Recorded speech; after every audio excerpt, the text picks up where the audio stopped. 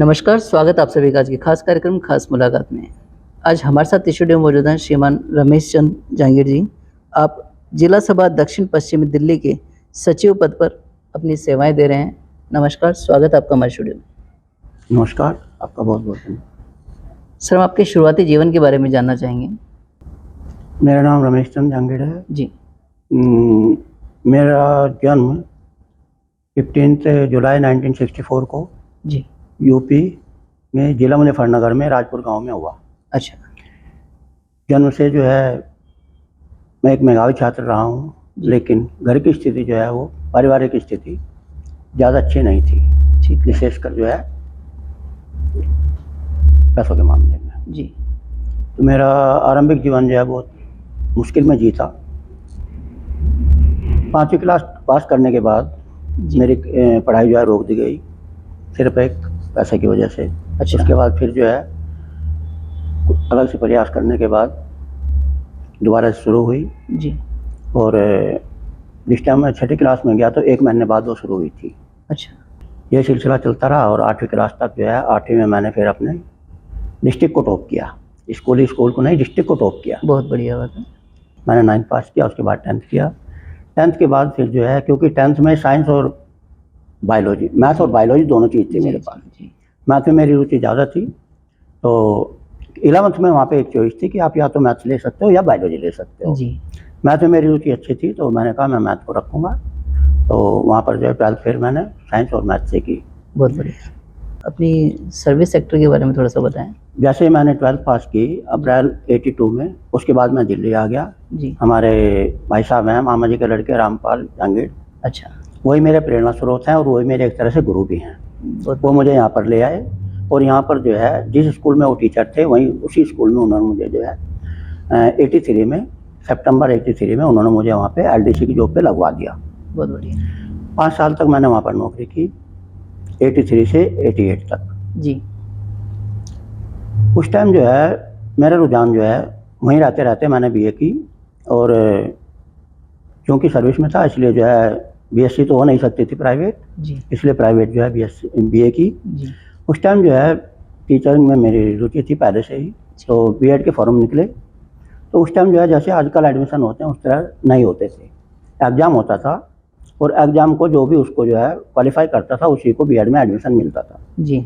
मैंने वो exam qualify किया और उसके बाद जो है फिर बात ये आई कि अब मैं नौकरी में रहूं या भाई बीएड करने जाऊं। जी। जी। तो मैं वहाँ से रिजाइन किया और फिर मैं बीएड करने चला गया। और दिल्ली में रहते रहते फिर मैंने जो है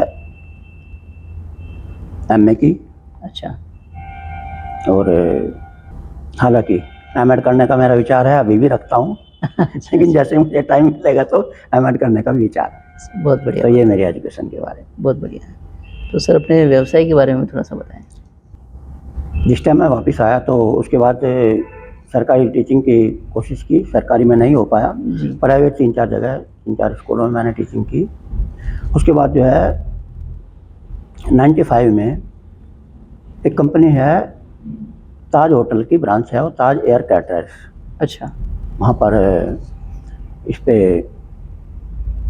इंटरनेशनल एयरपोर्ट पे, अच्छा, इंदिरा गांधी इंटरनेशनल एयरपोर्ट पे, वहाँ पर ताज एयर कैटरर्स के नाम से कंपनी थी। उसको मैंने ज्वाइन किया। 1 साल मैंने वहाँ पर काम किया। वहाँ पर काम करने के बाद में जो है वहाँ पर मैं सुपरवाइज़र था। जी।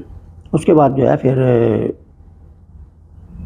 मैं पीएफ और ईएसआई की कंसल्टेंसी के अपने काम में आ गया। फिर ये मैंने काम शुरू किया। बहुत बढ़िया। 95 से और अभी तक मैं उसी को कर रहा हूँ। वही चल रहा है। बहुत बढ़िया। सर, समाज सेवा में आपका रुझान कैसे हुआ? आपके प्रेरणा स्रोत कौन है, उसके बारे में बताएं। जैसा कि मैंने बताया कि मास्टर रामपाल जी जो है मेरे प्रेरणा स्रोत हैं। ये मेरे मामा जी के लड़के भी हैं, रिश्तेदारी भी है, गांव में भी आते जाते रहते थे, यहाँ पर भी ये लेके आए। आज मैं अगर दिल्ली में बैठा हूँ तो उन्हीं की प्रेरणा से हूँ। बहुत बढ़िया। दिल्ली में उन्हीं के कारण हूँ। जी, बहुत बढ़िया। तो इनके साथ आने के बाद जो है जैसे ये सब महासभा में काफ़ी टाइम तक ये उप संपादक के पद पर रहे हैं और बहुत सारे अनेक संस्थाओं से जुड़े रहे हैं। जी, बिल्कुल। तो इनके साथ साथ मुझे भी इनके साथ जाने का सौभाग्य प्राप्त होता था। जी। कभी ले जाते थे मुझे, तो मैं उस गतिविधियों में देखता रहता था। लेकिन उस टाइम सिर्फ एक ये था कि गया और इनकी गतिविधि देखी, लेकिन उसके बाद जो है कोई अपना इन्वॉल्वमेंट नहीं दे पा रहा था अटेंडेंस की वजह से। हाँ जी जी, बहुत बढ़िया। जून 2018 में जी। एक बस उत्तम नगर शाखा सभा की, वहाँ से जो है जा रहे थे हरिद्वार और ऋषिकेश, एक टूर पे जा रहे थे। तो हमारे भाई साहब और भाभी जी दोनों के टिकट थे। उन्होंने अच्छा। किया, लेकिन किसी कारण से जो है भाभी जी का एट ए टाइम जो है जाने से मना हो गई, कैंसिल हो गया। एक दिन पहले। जी भाई साहब रामपाल जी ने मुझे फ़ोन किया कि भाई मेरे पास एक टिकट है, तो आपकी भाभी जी जा नहीं रही हैं, अगर आप हमारे साथ चलना चाहें तो। मैंने कहा जी चलूँगा। मैं वहाँ पर गया, तो जैसे ही हम बस में बैठे तो मुझे जो है उस टाइम समाज को बहुत अच्छी तरह से उन सब लोगों की वार्ता से मेरे मन में एक बहुत अच्छी वो हुई, फीलिंग हुई कि हाँ, हम लोग जो है कितने जो है मिलजुल के रह रहे हैं और कितनी जो है वार्तालाप आपस में कर रहे हैं, समाज के प्रति बात कर रहे हैं। जी मुझे एक बहुत ही अच्छा अनुभव हुआ जाते टाइम में। तो वहाँ से जो है हम हरिद्वार गए, हरिद्वार से जाके जो है नाना धोना किया और उसके बाद जो है ऋषिकेश गए। ऋषिकेश में शाम के टाइम एक आरती हो रही थी, तो मैं भी आरती में खड़ा हुआ था और सभी लोग भी खड़े हुए थे। उस टाइम मुझे जो है कुछ देवीय कुछ ऐसा मुझे कुछ लगा कि कोई मुझे कह रहा है कि मैं भी जो है यहाँ से जा कर के अपनी एक शाखा सभा बनाऊँ। अच्छा। ऋषिकेश के मंदिर में जिस टाइम मैं पूजा कर रहा था, पूजा में खड़ा हुआ था शाम की, उसी टाइम मुझे सब लोग खड़े थे। उसी टाइम मुझे एक देवीय वो हुआ कि आप भी यहाँ से जा कर के जो है अपनी शाखा सभा बनाओ। बहुत बढ़िया बात। तो मैंने अपने मन के उद्गार जो है थोड़ी देर बाद शाम को जो है जब भी तो मास्टर जी को बताए, रामपाल जी और एक मास्टर जी और थे, जगदीश जी, जी जो उत्तम नगर शाखा सभा कहते। तो उन्होंने कहा ठीक है। यहाँ आने के बाद जो है मैंने मास्टर जी की बात में कहा जी ये मुझे प्रेरणा वहाँ पर हुई है, तो मैं चाहता हूँ मैं भी अपने यहाँ जो है शाखा सभा बनाऊँ। मास्टर रामपाल जी ने मुझे कहा कि ठीक है कोई बात नहीं, आप जो है अपने यहाँ 21 मेंबर आप इकट्ठे कर लें। मैं कहा जी वो मैं कर लूँगा। तो मैं जो हूँ आपको वहाँ से महासभा से रसीद बुक एक ला के दे लूँगा और वहाँ से जो आप अपने 21 मेंबर इकट्ठे कर लेना। जी 21 मेंबर की पर्ची काट लेना, तो 21 मेंबर हो जाएंगे तो आपकी एक शाखा सभा बन जाएगी। जी इन्होंने मुझे जो है वो प्रोवाइड करा दी। तो मैंने जो है 21 मेंबर जो है इकट्ठे कर लिए। जिस टाइम 21 मेंबर इकट्ठे हो गए तो वो रसीद बुक और वो पैसे जी मैं देने के लिए इनको गया, तो इन्होंने जो है वहाँ पर बात की महासभा में। उस टाइम महासभा का जो हेड ऑफिस था वो हैदरकुले में हुआ करता था। वहाँ पर बात की तो उन्होंने कहा जी हमने जो है इसकी मेंबरशिप इसको जो बढ़ा करके 21 से 31 कर दिया है कि अगर आप जो है कोई शाखा सभा बनाना चाहते हैं तो आपको जो है 31 मेंबर करने पड़ेंगे। तो इन्होंने मुझे कहा मास्टर जी ने, मैं कहा जी कोई बात नहीं, मैं जो हूँ और दोबारा से फिर से लगता हूँ। तो दोबारा फिर लग गए हम, मैं मेरे साथ जो है यौन पार्क से तेजपाल जी, अच्छा। हम दोनों जो है फिर से लग गए। लगने के बाद में जब हमारे दोबारा हमने कोशिश की तो हमारे जो है करीब करीब उसमें जो है 42 के करीब मेंबर बन गए। बहुत बढ़िया। अब जब मेंबर बन गए 42 तो हमने सोचा क्यों 31 मेंबर की हमारी एक हुआ है, हम क्यों ना इसकी दो शाखा सभाएं बना लें, यानी कि 62 मेंबर हम इसको कर लें। ठीक है। वहाँ से एक प्रेरणा मिली, थोड़ा सा समाज का सहयोग मिला और जो है हमने जो दिशा में काम करना फिर से शुरू किया। तो हमारे जो है 65 मेंबर करीब करीब बन गए। जब 65 मेंबर बन गए तो हमने जो मास्टर जी को ये कहा जी अब हमारे जो है एक नहीं आप 2 शाखा सभाएं बनाइए हमारी। सही बात है। तो कह रहे वो तो बहुत अच्छी बात है। तो एक शाखा सभा चाणक्य बिंदापुर के नाम से बनी, जी जिसका महासचिव मुझे बनाया गया, और एक शाखा सभा बनाई गई यौन पार्क की। अच्छा। तो इस तरह से जो है 2 शाखा सभा। वहाँ से वो शुरू किया। उसके बाद समाज से जुड़ते रहे। जी एक कहावत मुझे यहाँ पर आती गई याद आती है, यूं अकेला ही चला था मंजिले जानी मगर लोग मिलते गए और कारवां बनता गया। बहुत बढ़िया। तो ये मेरी वो है, यहाँ से प्रेरणा मिली जी मास्टर जी के सहयोग से, मास्टर जी की प्रेरणा से और उनके आशीर्वाद से जो है फिर आगे बढ़े। उसके बाद जो है नंबर और भी आगे बढ़ाए हैं इसमें। तो उसके बाद कोविड आ गया। कोविड के बाद में जो है शाखा सभा का वो क्योंकि प्रदेश सभा का भी कोई वो नहीं था, तो इसलिए जो है प्रदेश सभा के कारण, जिला सभा के कारण जो है शाखा सभाओं के चुनाव नहीं हो पाए। इसलिए जो है हमें 6 साल तक कंटिन्यू रहा। अच्छा। पिछले साल जब हमने छोड़ी है जी तो उस टाइम जो है हमारे अप्रोक्सीमेट 100 प्लस मेंबर थे।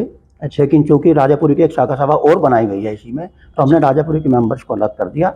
और वो उनको अलग होने के बाद जिस टाइम मैंने शाखा सभा अपनी छोड़ी है जी उस टाइम में जो है 89 मेंबर्स जो है मैं आने वाली शाखा सभा के प्रधान को, सचिव को, उनको जो है सुपुर्द करके आपके सामने बैठा हूँ। बहुत बढ़िया बात है।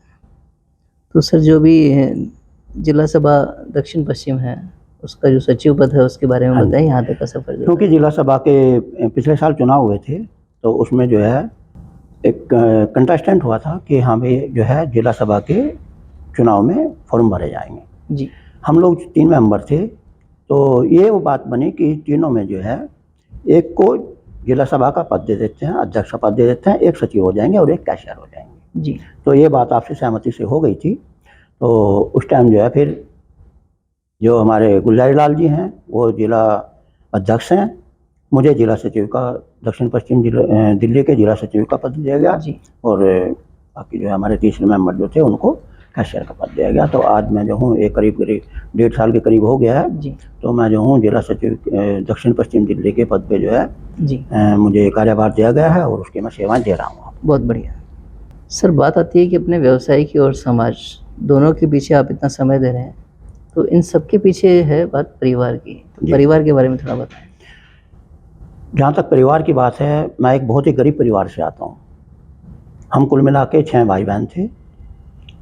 एक भाई और एक बहन मेरे से बड़े थे, उनके बाद मैं, मेरे से बाद में एक बहन और एक भाई जी मेरे छोटे, और एक बहन और थी हमारी जो कि अल्प अवस्था में ही गुजर गई थी। ओहो, तो ये मेरे घर का परिचय है। तो जो हमारे बड़े भाई हैं वो गांव में रहते हैं, अपना खेतीबाड़ी भी है हमारी और अपना काम भी है, जो जी। पुश्तैनी काम होता है। जो मेरे छोटे भाई हैं वो मेरे साथ ही रहते हैं, हम लोग जनकपुरी में चाणक्य प्लेस में रहते हैं। अच्छा मेरा जो प्रोफेशन है वो है कंसल्टेंट पीएफ और ईएसआई का, जी। मैं वो काम देखता हूँ, करता हूँ।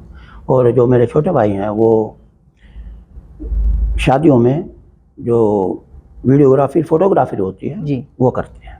बहुत बढ़िया। मेरे परिवार में मेरी पत्नी आशा रानी, मेरे 3 बेटे हैं। बड़ा बेटा सचिन शर्मा जो सीए है, बीच वाला बेटा जो मेरा ऑफिस संभालता है, यानी कि पीएफ और ईएसआई के कंसल्टेंसी का काम है उसका, वो मेरा ऑफिस संभालता है। बहुत और बढ़िया। जो सबसे छोटे वाला है ध्रुव शर्मा, उसका वो जो है बीबीए एलएलबी का फाइनल ईयर 5th ईयर है इस साल, अभी वो क्लियर कर लेगा तो एडवोकेट। बहुत बढ़िया। सर समाज बंधुओं के नाम आप क्या संदेश देना चाहेंगे? समाज बंधुओं को मैं ये संदेश देना चाहता हूँ, देखिए हर एक आदमी अपनी आजीविका चलाने के लिए कुछ ना कुछ काम करता है, जी भले वो प्रोफेशन में है, भले ही वो नौकरी में है, भले ही अपना काम करता है, भले ही कुछ भी काम करता है। जी ये तो होती है हमारी एक आजीविका, अपने लिए और अपने परिवार के लिए हम करते हैं। लेकिन आदमी की जो जिम्मेदारियां हैं इससे भी कहीं अलग हैं। वो जिम्मेदारी हैं आपके अपने परिवार के अलावा आपके अपने समाज के प्रति, आपके अपने जिले के प्रति, अपने राज्य के प्रति और उसके बाद अपने देश के प्रति। तो इसमें जो परिवार के बाद जो आता है वो आता है अपना समाज। तो आपके जो है समाज के प्रति भी जिम्मेदारी है, जिस तरह से आपके परिवार के प्रति जिम्मेदारी है उसी तरह से आपके समाज के प्रति भी जिम्मेदारी है। तो लिहाजा अपने आजीविका के अलावा समाज को भी आदमी को जो कुछ समय देना चाहिए, भले ही वो तन से आप दे सकते हो, वो मन से दे सकते हो, और आप जो है धन से दे सकते हैं। इनका से भी दे सकते हो, धन से भी दे सकते हो। आप समाज की तीनों तरह से सेवा कर सकते हो। अगर आपके पास धन है तो आप समाज में धन लगाइए, वो भी आपकी सेवा है। अगर आपके पास, आप मन से सेवा कर सकते हैं, तन से सेवा कर सकते हैं, आप समाज में किसी भी व्यक्ति को जो है जिससे समाज के को हित हो, समाज का लाभ पहुंचे, उस तरह से आप कर सकते हैं। बहुत बढ़िया। आज के युवाओं के नाम पे भी आप 2 संदेश बोलिए। जहाँ तक आज के युवाओं का सवाल है, यहाँ पर मुझे थोड़ा सा दुख होता है कि आज का समाज जो है वो समाज, आज का जो युवा है वो समाज के साथ जुड़ नहीं रहा है। जी पता नहीं वो जुड़ना नहीं चाहते या हमारी कुछ कमी रही होगी कि हम जो है युवा को अपने साथ जोड़ नहीं पा रहे हैं। एक तो युवा जो है इस बात के लिए करता है कि आप बुजुर्ग हैं भाई, आप है, आप ठीक है समाज सेवा करें, हमें जो है अभी कमाना खाना है, हमें अपने व्यवसाय देखना है, नौकरी देखनी है, या भाई ये चीज़ देखनी है। जी लेकिन हम उनको साथ में ये कहते हैं, बेटा ये चीज़ ठीक है, लेकिन समाज के प्रति भी आपका उतना ही कर्तव्य है जितना आप अपने परिवार के प्रति है। बिल्कुल। आप संडे की छुट्टी होती है या किस दिन भी आपकी छुट्टी होती है, आप दूर नहीं जा सकते, नज़दीक में कीजिए। जी जैसे हम लोग शाखा सभाओं में जाते हैं, मीटिंग होती है, जिला सभाओं की मीटिंग होती है, या कहीं पर भी जैसे महासभा में आना जाना होता है, विश्वकर्मा मंदिर में आना जाना जी। होता है, या और कोई समाज का कोई भी कार्य है, उसमें आपको जो है हमारे साथ चलना चाहिए, क्योंकि आप हमारे साथ चलोगे तब देखोगे, और देखोगे तो सीखोगे। वहाँ पर हम लोग क्या करते हैं, हमारे किस तरह से वार्तालाप होते हैं। उससे दूसरी बात, आप अगर हमारे साथ चलेंगे वहाँ तो आपका समाज के दूसरे से भी परिचय होगा, बड़े बुजुर्गों से भी परिचय होगा, और आपकी तरह और दूसरे जो बच्चे आएंगे उनसे भी आपका आपस में परिचय होगा। क्योंकि देखिए हमारे दादाजी कहा करते थे, बेटा जो हमारी धरोहर थी वो हमारे पिताजी हमें सौंप के गए हैं, जो हमारे पास है वो हम आपके पिताजी को दे रहे हैं, और जो जब हम चले जाएंगे आपके पिताजी आपको दे देंगे। और यही चीज़ जो है ये क्रम चलता रहता है। बिल्कुल। एक ऊपर वाली पीढ़ी नीचे वाली पीढ़ी को अपनी धरोहर को सौंप के जाती है। बिल्कुल। उसको संभालना, उसको अच्छा करना, वो आपका आगे वाली पीढ़ी का कर्तव्य होता है। बहुत बढ़िया। बंधुओं, आज हमने समाज हित में काफ़ी अहम बातें जानी, जिनके लिए आपका बहुत बहुत धन्यवाद। आपने मुझे यहाँ पर इनवाइट किया, उसके लिए बहुत बहुत धन्यवाद। आपके पिताजी की मैंने बहुत प्रशंसा सुनी और नरेश कुमार विश्वकर्मा जी, आपको मैं तहे दिल से धन्यवाद अदा करता हूँ और कोशिश करूँगा कि और भी व्यक्ति जो है समाज में आपके ग्रुप से जुड़ें और समाज को जो है एक अच्छी प्रेरणा मिले और समाज जो है दिन दूनी रात चौगुनी उन्नति करे। मिलते हैं अगले सप्ताह किसी नए हस्ती के साथ। तब तक आप देखते रहें विश्वकर्मा टूरिज्म न्यूज़।